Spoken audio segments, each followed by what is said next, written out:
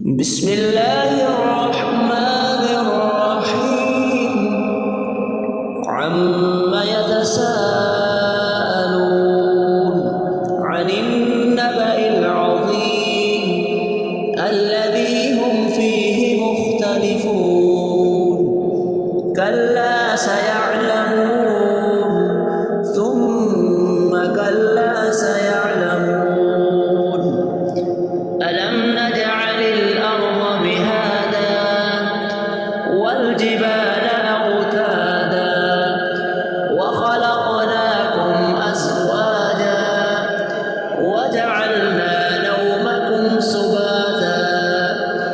وجعلنا الليل لباسا وجعلنا النهار معاشا وبنينا فوقكم سبعا شدادا وجعلنا سراجا وهاجا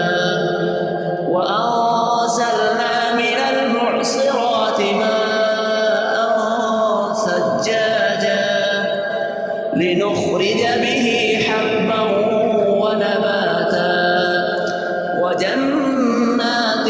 ألفافا إن يوم الفصل كان ميقاتا يوم ينفخ في الصور فتأتون أفواجا وفتحت السماء فكانت أبوابا وسيرت الجبال فكانت سرابا إن جهنم كانت مرصادا للطاغين مآبا لابثين فيها أحقابا لا يذوقون فيها بردا ولا شرابا إلا حميما وغساقا جزاء وفاقا إنهم كانوا لا يرجون حسابا وكذبوا بآياتنا كذابا وكل شيء أحصيناه كتابا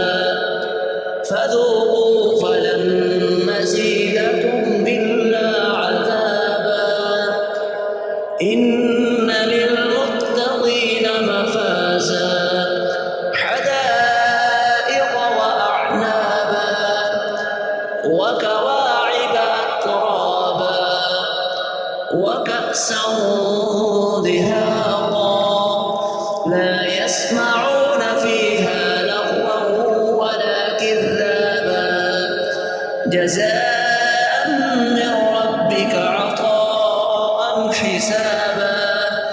رب السماوات والأرض وما بينهما الرحمن لا يملكون منه خطابا